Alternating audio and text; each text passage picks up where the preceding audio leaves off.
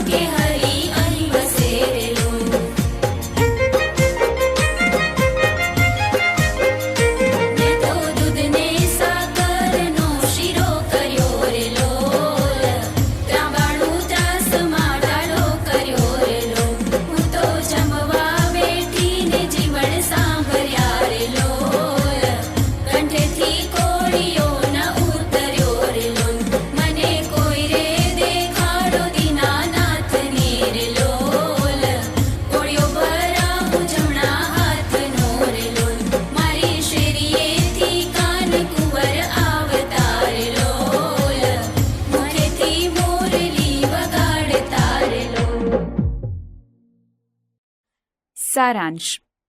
આ કવિતા કાનકુંવરના આગમનનો આનંદ અને ઉત્સાહ દર્શાવે છે. કવિ કાનકુંવરનું સ્વાગત કરવા અને તેમના આગમનથી થતા ઉત્સવની ભાવના રજૂ કરે છે. કાનકુંવર મુરલી વગાડતા આવે છે અને ગોપીઓ ઝબકીને તેને જોવા માટે નીકળી પડે છે. કવિએ સાગ અને સીસમના વૃક્ષોના ઉલ્લેખથી પર્યાવરણનું સુંદર વર્ણન કર્યું છે. કવિએ અમરાપરનો ઉલ્લેખ કર્યો છે, જ્યાં કાનકુંવરના આગમનથી ચોકમાં દીવા બળે છે અને હરિના વાસનો અનુભવ થાય છે. કવિ હરિ માટે દૂધ અને સાકરનો શીરો બનાવે છે. કવિ કાનકુંવરને દીનાનાથ તરીકે સંબોધે છે. આ કવિતા કાનકુંવર પ્રત્યેની ભક્તિ, તેમના આગમનનો આનંદ, ઉત્સાહ અને તેમના તરફની શ્રદ્ધાને સુંદર રીતે વ્યક્ત કરે છે.